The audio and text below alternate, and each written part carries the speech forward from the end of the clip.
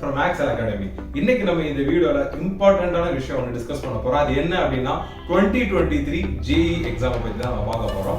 So இதுல வந்து நம்ம முக்கியமான 5 பாயிண்ட்ஸ் நம்ம பார்க்க போறோம். சோ இது தெரிஞ்சிட்டா நமக்கு வந்து 2023 JEE ல ரொம்ப யூஸ்ஃபுல்லா இருக்கும். சோ நம்ம டைரக்ட்டா நம்ம கண்டென்ட்ல போயிடலாம். சோ பாயிண்ட் நம்பர் 1 JEE எக்ஸாம்னா என்ன? JEE ஓட full form joint entrance examination. இத கண்டக்ட் பண்றது NTA நேஷனல் டெஸ்டிங் ஏஜென்சி தான் இத கண்டக்ட் பண்றாங்க.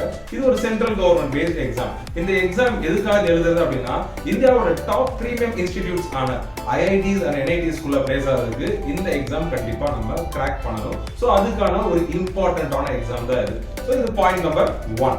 நெக்ஸ்ட் பாயிண்ட் நம்பர் 2 பாத்தீங்க அப்படினா இதோட ஸ்டார்டிங் டேட். இதோட அப்ளிகேஷன் ஃபார்ம் ஆல்ரெடி ஸ்டார்ட் ஆயிருச்சு. டிசம்பர் 15 ல இருந்து ஜான் 12 வரைக்கும் இதோட அப்ளிகேஷன் ஃபார்ம் வந்து ஓபன் ஆயிருக்கும். அது பாத்தீங்கன்னா கம்ப்ளீட்லி ஆன்லைன் மோட்ல தான் நீங்க அதை அப்ளை பண்ண முடியும். அது அப்ளை பண்ணக்கூடிய லிங்க்கும் நாங்க இங்க டிஸ்கிரிப்ஷன் பாக்ஸ்ல தந்திருக்கோம். நீங்க டைரக்டா அதை யூஸ் பண்ணியே நீங்க JEE எக்ஸாம்க்கு அப்ளை பண்ணிக்கலாம். Next point number 3. இது பாத்தீங்க அப்படின்னா மொத்தம் வந்து JEE BE BTech the program பாத்தீங்க அப்படினா ரெண்டு செஷனா நடக்குது. ஒன்னு வந்து செஷன் 1, இன்னொரு வந்து செஷன் 2. செஷன் 1 ஓட ஸ்டார்டிங் டேட் பாத்தீங்க அப்படினா ஜான் 24 ல இருந்து ஜான் 31 வரைக்கும். செஷன் 2 பாத்தீங்க அப்படினா ஏப்ரல் 6 ல இருந்து ஏப்ரல் 12 வரைக்கும் நடக்குது. சோ மொத்தம் ரெண்டு செஷன் நடக்குது. இந்த ரெண்டு செஷன்ல பாத்தீங்க அப்படினா நீங்க வந்து ரெண்டுமே எழுதலாம், இல்ல ஏதாவது ஒண்ணு கூட எழுதலாம். மெயினா இந்த ரெண்டு வச்சிருக்கிறதுக்கு காரணம் ஒரு சில ஸ்கூல்ஸ்ல வேற ஸ்டேட்ஸ்ல பாத்தீங்கன்னா அந்த நேரத்துல போர்டு எக்ஸாம் நடக்கும். சோ அதனால உங்களுக்கு ஏதாவது ஒண்ணு எழுத முடியாத ஒரு சூழ்நிலை வந்துரும். சோ அதனால இது 2 டைம்ஸ் கண்டக்ட் பண்றாங்க. நீங்க 2 டைமும் எழுதலாம், இல்ல 1 டைம் எழுதலாம். நீங்க 1 டைம் எழுதுறீங்கன்னா அந்த ஸ்கோர் கன்சிடர் பண்ணிக்குவாங்க. நீங்க 2 டைம்ஸ் எழுதுனீங்கன்னா அதுல எது பெஸ்ட் ஸ்கோரோ அதை கன்சிடர் பண்ணிக்குவாங்க. சோ இதுதான் வந்து நம்மளோட அப்ளிகேஷன் ப்ரொசீஜர். நெக்ஸ்ட் இதோட payment mode and fee structure. இதோட ஃபீ ஸ்ட்ரக்சர் பாத்தீங்கன்னா ரொம்ப சிம்பிள். மொத்தம் இது ரெண்டு கேட்டகரியா பிரியும். ஒன்னு ஜெனரல் கேட்டகரி, இன்னொன்னு SC ST PWD. Okay, so PWD அப்படினா பர்சன் வித் டிசபிலிட்டி. நம்ம வந்து இப்ப BE BTech சொல்றேன். சோ BE BTechக்கு பாய்ஸ் பொறுத்தவரை ஜெனரல் கேட்டகரினா 650, கேர்ள்ஸ் அப்படினா 325. அதுல பாதி தான் general category BE BTechக்கு. In case அதே இது நம்ம SC ST PWD person with disability நம்ம பார்க்கறோம் அப்படினா 325 for boys and 325 for girls. So இதான் வந்து fee structure for BE BTech program. In case அதே இது நான் BR க்கு வரேன் அப்படினா BR க்கு பொறுத்தவரை ஒரு ஜெனரல் கேட்டகரிக்கு பாய்ஸ் எடுத்தா 1300, கேர்ள்ஸ் எடுத்துக்கிட்டா 650. அதுல பாதி ஜெனரல் கேட்டகரி பாய்ஸ்க்கு 1300, கேர்ள்ஸ்க்கு 650. நெக்ஸ்ட் அதே மாதிரி SC ST PWD person with disability அப்படினா 650 for boys and girls. So இதான் வந்து fee structure. Fee structure பாத்தீங்க அப்படினா கம்ப்ளீட்லி ஆன்லைன் மோட். நம்ம வந்து இப்ப DD எடுக்கிறது அதெல்லாம் பாசிபிளே கிடையாது. UPI மூலமா தான் நம்ம பே பண்ணிக்கணும். அதுவும் நீங்க ஃபார்ம் அப்ளை பண்றப்பே இருக்கும். நீங்க அதை யூஸ் பண்ணி பே பண்ணிக்கலாம். Next examination pattern. ஓகே, இதுதான் நமக்கு வந்து முக்கியமா டிஸ்கஸ் பண்ண வேண்டியது. BE BTech இப்ப ப்ரோக்ராம் பாத்தீங்க அப்படினா இதுல வந்து பிசிக்ஸ், கெமிஸ்ட்ரி, மேத்தமெட்டிக்ஸ் இதுதான் முக்கியமானது. சோ நான் பிசிக்ஸ் மட்டும் சொல்றேன். இதே மாதிரி தான் கெமிஸ்ட்ரி இருக்கும், மேத்ஸும் இருக்கும்.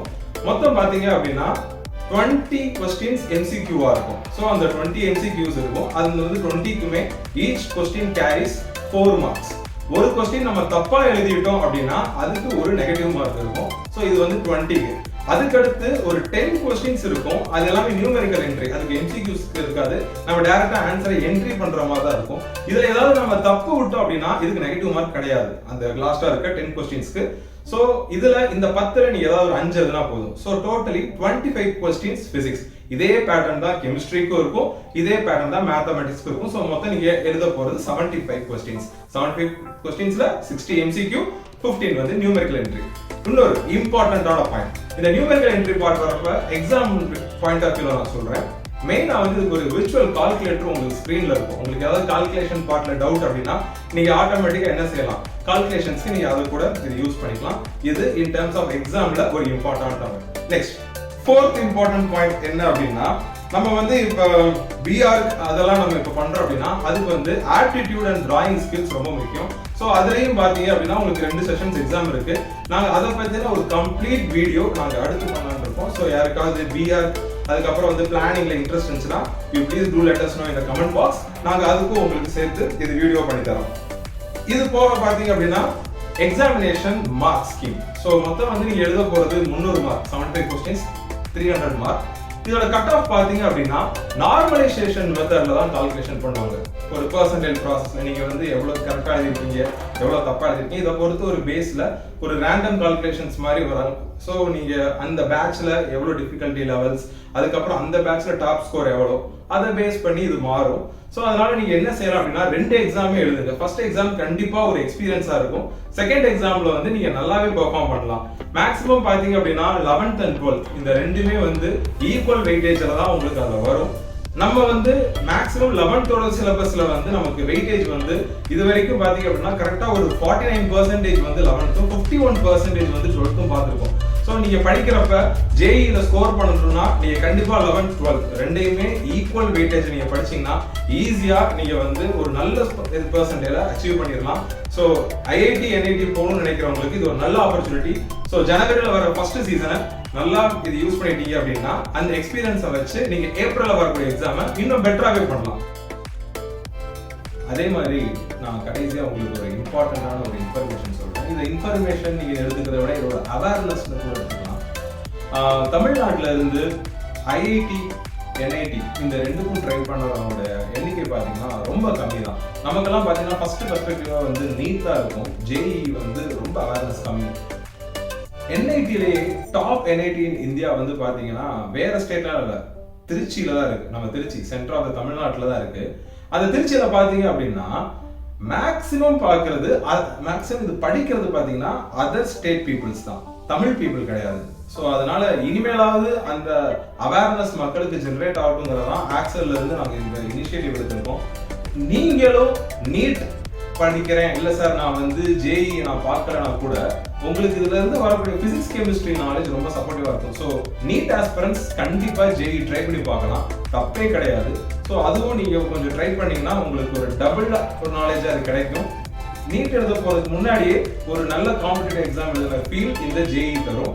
JEE ஆஸ்பிரன்ஸும் கொஞ்சம் இதை சீரியஸாக எடுத்துக்கிட்டு நம்ம வந்து படிச்சு முடிக்கவும் ஒரு இன்ஜினியரிங் காலேஜில் கவுன்சிலிங் போவோம், அது ஒரு பார்ட் இருந்தாலும் கொஞ்சம் NITs IITs குள்ள போகணுங்கிறத பேஷன் ஆவீங்க. NITN IITன்னு சொல்றதே ஒரு பெருமையான விஷயம். அது உங்களுக்கு மட்டும் இல்லை, உங்க ஃபேமிலிக்கும் சரி, உங்களை சுற்றி இருக்கிறவங்களுக்கும் சரி. ஸோ அந்த ஒரு ப்ரெஸ்டீஜியஸ் இன்ஸ்டிடியூட்குள்ள போகணும் அப்படின்னா நம்ம கொஞ்சம் ஹார்ட் ஒர்க் பண்ணா போதும், பிளஸ் ஸ்மார்ட் ஒர்க்கும் வேணும். உங்களுக்கு ஐஐடி எக்ஸாம் எஸ்பெஷலி இந்த JEE NEET எந்த டவுட்டா இருந்தாலும் சரி, you can contact Axel Academy at any time. We are here to support us. எங்களோட ஃபோன் நம்பர் 9843299929. நீங்க எப்ப வேணாலும் இந்த நம்பருக்கு கால் பண்ணலாம். உங்களுக்கு எந்த மாதிரி டவுட்ஸ் இருந்தாலும் எப்ப வேணாலும் கேட்கலாம், நான் கிளாரிஃபை பண்றோம். ஸோ எங்களோட ஒரே விஷ், தமிழ்நாட்டில இருந்து இந்த வருஷம் JEE கிராக் பண்ண வேண்டியவங்களோட கவுண்ட் இன்க்ரீஸ் ஆகணும். தேங்க்யூ.